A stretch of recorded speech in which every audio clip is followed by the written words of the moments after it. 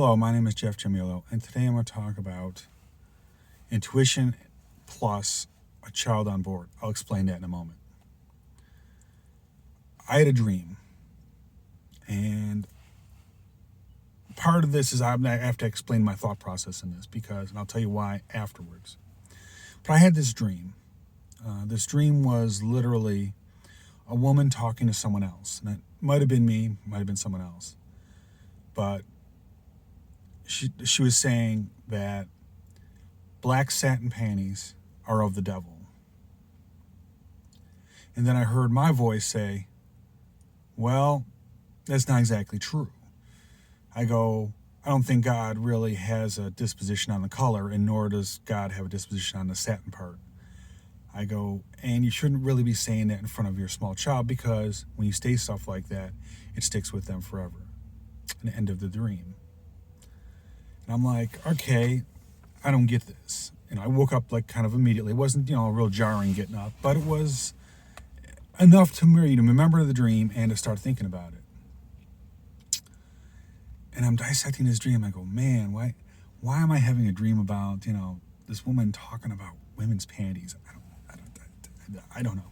And the first thing that popped in my mind is the movie Miss Congeniality with the young lady goes over and talks about how her mother criticized her for having red satin panties, I think it was. She said they were of the devil. So that immediately took me right there that there's a devil reference, but it's red panties. I don't know why it's black. It's like, okay, it's weird. Why did it immediately go there? And the more I thought about it, I said literally about an hour thinking about this in the morning, when I was still half asleep, kind of sitting there, I'm like, what the heck? Why would I have this dream? And the more I thought about it, I said, okay, a Bible verse came to mind. It's when I was a child, I played with childish things, and when I was an adult, I put away my childish things. I'm like, okay, why am I getting that? I go, well, let me analyze this dream again. I go, the dream is about a woman talking, and I'm kind of correcting her. I'm saying, you really shouldn't say this in front of the child. Oh, be careful what you say in front of the child. Because the child listens, the child pays attention. Oh, okay. So the message actually that I got from that is, okay, that I'm going to probably talk to somebody and have to tell them, hey, you shouldn't say it in front of your child. Maybe. Well, maybe not. But maybe it's also a topic I'm supposed to talk about, so you never really know. I go, but the more I thought about it, I go, okay, that's weird. And then the next thing that popped in my head is, was there any video with that? Like, what? I go, that's right. Now that I think about it, I did not see a picture of anything or anything. It was just pure audio. Like, oh. So pure audio means you want me to speak about it. Thank you, Spirit Team. And then I remembered a couple weeks ago, I basically told my Spirit Team, I said, if you guys got any suggestions for what I should talk about, send them my way. So, okay, this could be a suggestion. Okay, it makes sense. That makes sense. And then I heard a little while, a couple seconds later, I'm like, okay. So I'm supposed to talk about this topic. And then the next thing that popped in my head is, I believe it was a tarot reader or a channel message that said, I'm going to be teaching that the person, you got a channel message from above that says you're going to be teaching people how to use their intuition. I'm like, oh, this is a different kind of animal. I have a message and I have to explain intuitively how I got there. Oh. Bing, bing, bing. Thank you, Chicken Wing. I got the message now. It's a twofold message. That's why there's two parts to this. The first part is I need to walk through technically how I got here.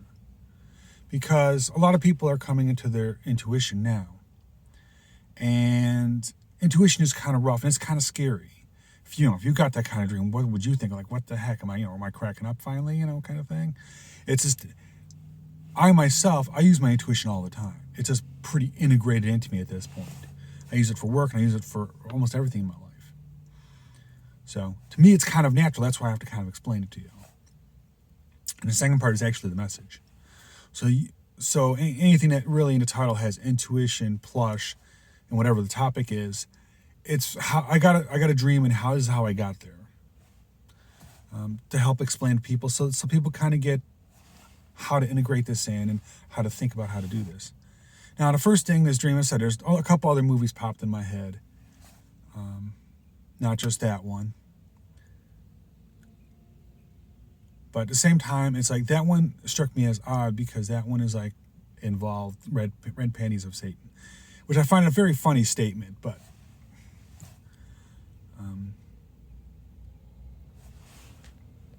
then I thought about the Bible reference, the 1 Corinthians 13:11.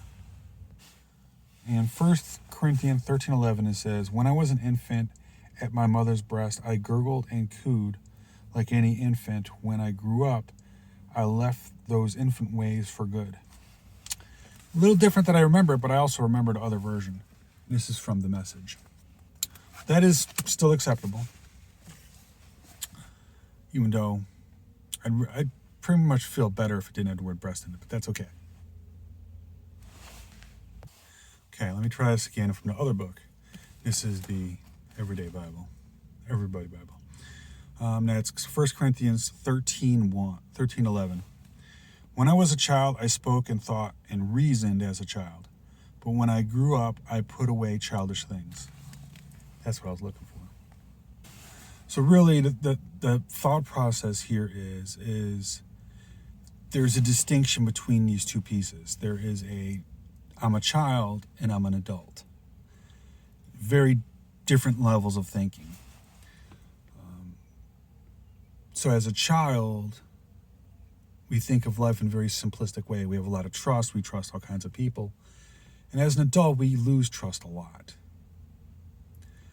What I'm getting at with this one, because it involved black panties, I assumed that it was things that get passed down from generation to generation, such as if you go over and you tell your child that black, any kind of satin panties, black or red satin panties are from Satan, kind of thing, that gets passed around, and doesn't mean it's true. It just gets passed around until in people's lives it becomes kind of fact, but there is no basis of fact on it.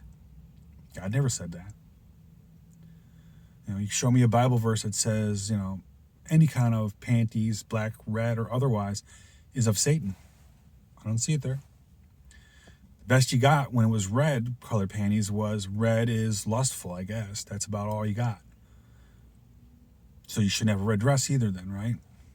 Nothing should be red. Sorry, doesn't work that way. We have red and green lights. Think about it. You gotta get rid of the red, it's all lustful. So, yeah, as I said, it's just kind of odd. Throughout my life, as I said, I could talk about this because I've seen it a lot. One of the things what's interesting is you don't really realize how much kids actually pay attention. I was lucky that when I was 28 years old, I got married, and I married to a woman who had 3 kids. So I married into a ready-made family. And these kids they weren't young kids. They were maybe 8 plus years old. 8, 9, and 11, I think, or 12. Around there. So they're kind of age, you don't have to go to school, but so it was a very interesting experience because we're driving somewhere one day, and for some reason I was being extra cautious that day. And one of the kids basically says, "Why are you going so slow?" Mom, she goes much faster. I'm like, okay. So, first thing that I caught my eye that was kind of insulting. I go, but the second thing that caught my head is, they're paying attention. Oh, that's right. They're eventually going to learn how to drive. Oh. So then I started paying attention, using my directionals and everything properly because they're watching. And people forget that. Kids are always watching. Kids pick up everything you do. Hence the reason why if you're a smoker, your kids are probably going to smoke. It's just fact of life. If you're a drinker, your kids are going to drink because they see it every day. It became common to them. Hence the reason why we try to shelter them. I'm not going to say hoops. I'm trying to actually get away from naming people out. But there was a person and her brother who together at a young age were talked about sex. And of course, what's a natural thing that's going to happen? They just learned about the birds and the bees. Let's go back and experiment with that. And brother and sister were experimenting for a long time. And it's like, wow. It's nasty, but the point is why did you tell a kid at that age, 8 or 10 years old, about the birds and the bees? I go, it's they want to be a Hello My Pony. They want to be a unicorn. I heard a guy one day on YouTube, I think it was, that was saying that it was referring to, I guess, gender changes. People want to change their kid's gender or something. And he goes over and says, my kid wants to be a unicorn. Does it mean I have to go over and, medically, surgically put a horn on the kid's head? And I go, so really the kid doesn't know what it wants anyway. Which is kind of funny because from a contract and a biblical point of view, from a biblical point of view, you're a child up until you're 30. Well, 28 to 30, around there somewhere. Which logically actually makes sense because the cycles that I remember is at 30, if you're not in your career, you're not going to be in your career. And 30 seems like a really odd number. But you look at it and you say, well, I'm 21. Well, I'm 18. I spent 4 years in school. So that's 22. So by the time you're 25, okay, it kind of makes sense. You kind of have a job. And you're starting to get into finding out which job you want. By 30, if you're not in it by 30, your next go around is 50. And then your next go around is like never. It's like 70. At that point, it's retirement time. There's no real point in being in a business market.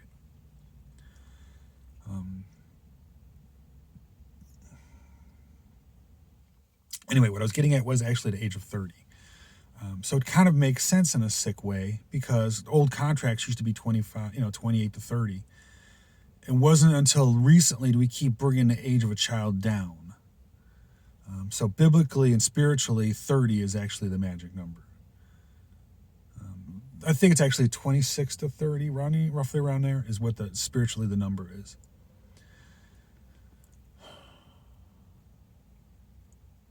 So a child actually has quite a bit of latitude. But it makes sense, though, because, when you're, quote, a child in those ages, you do kind of do daffy things. It wasn't until I was really, 28, 29, I got married. And that was actually, now that I think about it, that was actually quite young. Because most people actually that I know were already married at 18 or 19 from where I grew up in high school. So that's kind of bizarre that happened. Oh, no, actually, it's quite common. And that's what's kind of funny about it. Anyway, basics or logic is be careful what you say in front of your children because they remember these things. Just like I'm not going to say any names, but I know people who want to be friends with your kid. And I go, I don't really believe in that context that you can be friends with a child as an adult. You always have some sort of moral responsibility for them. And the Bible says that in many, many places. As much as a village, it takes a village to raise a child. You go, well, I don't know about that. As long as they're morally guided, maybe, but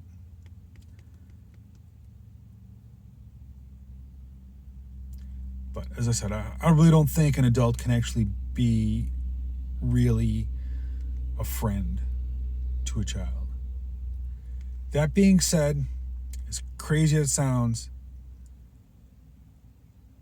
I get along actually much better with people at the age of 30 and below. Well, probably 30 to 40. Okay, and I'm 50 years old. So there's definitely an age gap in there of of my understanding. I understand the younger folks. So, very weird, very bizarre. But God made me this way for a reason. So.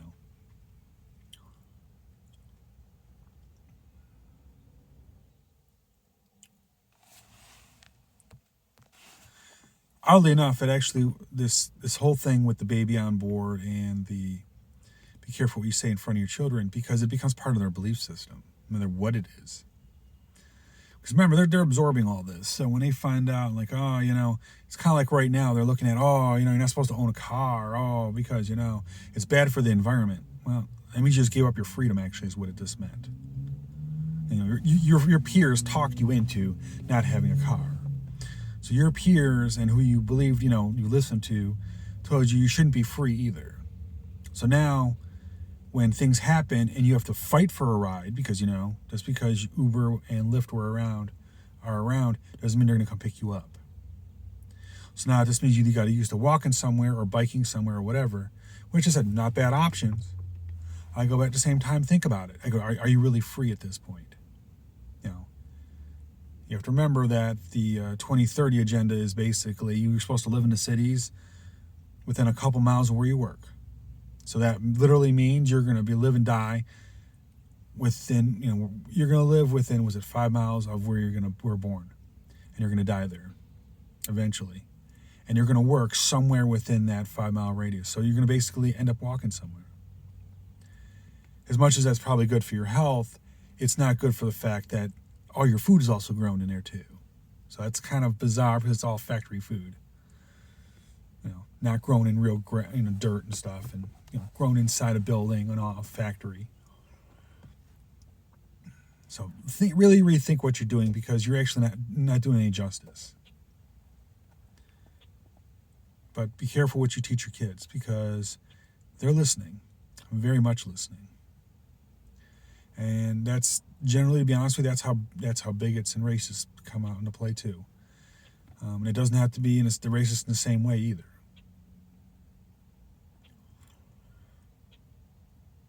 I know just as many black people are racist against other black people, racist against white people. I go, it's a natural part of life, I suppose. My adopted father was pretty racist. My mother didn't have a racist bone in her body until she went to jury duty like 4 or 5 times, and then she became very racist at that point. I was like, wow, that was a role reversal. But I've always been exposed to either side of the fence. I went in the military, which actually at the time in which I was in was 60% black. So I was kind of a minority there. So, very odd. But be careful what you teach your kids, because they're listening. And they're always listening. It's not like they don't listen. And they pick up the more subtle things than anything else. As I said, the mere fact that I was, quote, speeding.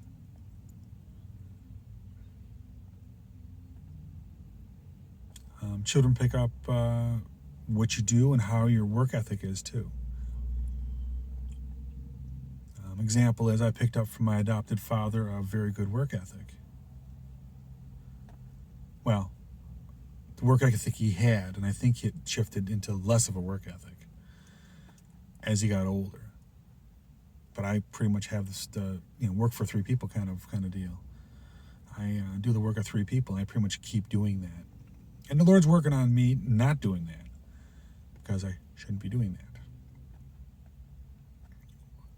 But anyway, this entire thing was regarding intuition and how to dissect it. Usually one of the first steps you do about dissecting it is, you get this message and you're like, okay, well, I need to know, friend or foe, whether this is good or bad. That's usually the first thing you do. When you start to kind of get a message, okay, this is what I think it means, you do the friend or foe. And is it of God? Is it of the devil? You kind of do what's the intent of this message? Is it a personal message for me? Is it a message for the world? I'm pretty sure that you should treat your kids better. I have no kids, so it's clearly, I'm not talking about my kids. But at the same time, it's clearly a message that I'm supposed to be sending out. So as I said, there was no video. It was just pure audio, which means I'm supposed to talk about it. And I kind of forgot about that. As I said, it did not help that, as I said, I did hear a couple weeks before that I did ask for that, and I did also hear that I was going to help people with their intuition, which is a good thing. As I said, most people don't use their intuition, and they should. You need to work it like your brain. It's like a muscle. You got to work it. And the more you use it, the better off you'll be with it. The more you work at it, the better you will be at it. And that's a good thing. I said, I'm very good at it to the point where it's kind of almost automatic. Now, to friend or foe on this one, as I said, I looked at it and said, well, the message is be careful what you say in front of your kids. I'm pretty sure that's not anti-God. I'm pretty sure that's, not anti-devil either. It's pretty neutral, and it's, that's a universe message. Definitely make a spirit team. That's where it came from. But it also means that maybe someone needed to hear about talking about their children in front of their children. People generally, you're not supposed to say much in front of your children. That's what's really kind of weird is the more you learn about it. Like I've been getting a couple weeks ago, I got a couple to-do lists, not to-do lists, but a punch list to do if you just, we won the lottery or something.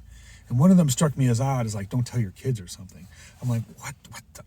And the explanation that they gave really was kids talk. They talk about everything. They have no filter.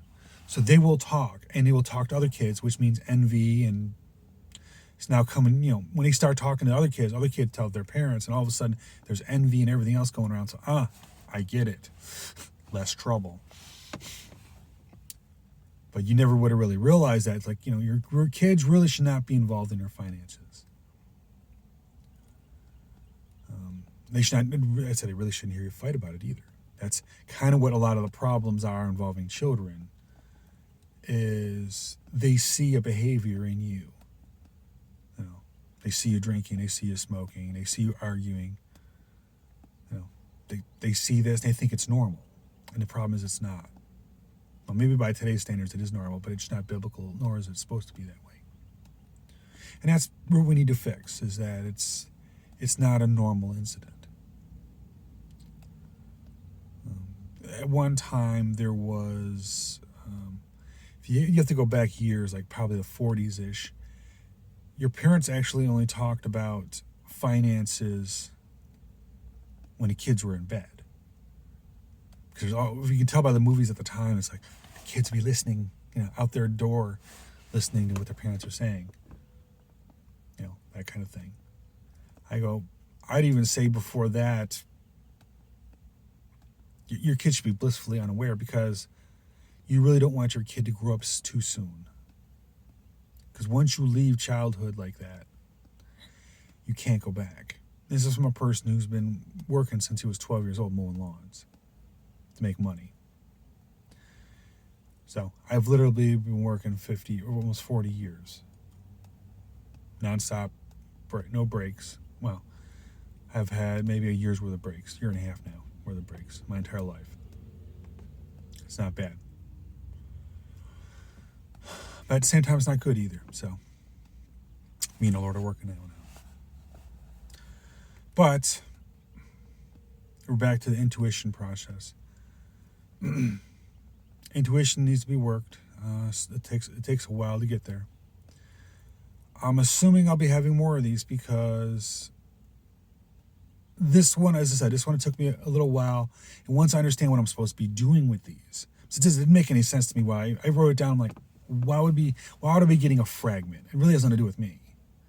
Unless I'm going to see someone with a child, and they're talking, I'm going to mention it, but it doesn't apply to me. But then it made sense when the hints from my spirit team, that popped in my head about, hey, this and that and other thing.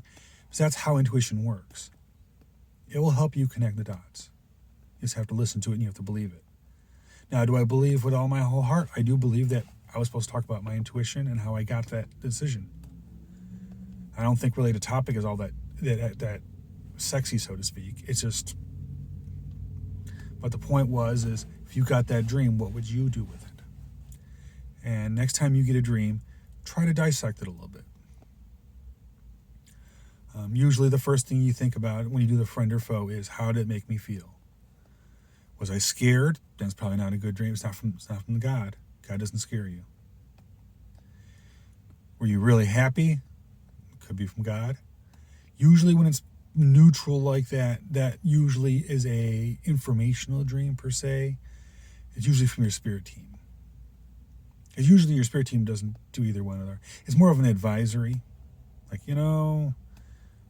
next Thursday you shouldn't go down that road. It's going to be flooded. You just don't know it's going to be flooded. That kind of thing. So, and the more you use your intuition, the more intuitive nudges you'll get. And that's a good thing. Because a lot of people should be using their intuition. They need to stop listening to these talking heads on TV. These people who quote know what they're doing. Yeah. But anyway, that's what I wanted to talk about today. It's the first one in the series. I'm pretty sure there's 2 more because I got 2 more fragments. And I said I'm going to start recording and do those live because I don't know at all. I haven't really dissected them like I did this one. This one I dissected for about an hour to figure out what the heck I was supposed to be doing with this. And hence the reason why it's taken a little while and I stumbled about in circles a couple times because I've been thinking about this an hour, so I don't have my exact thought process on how I got there.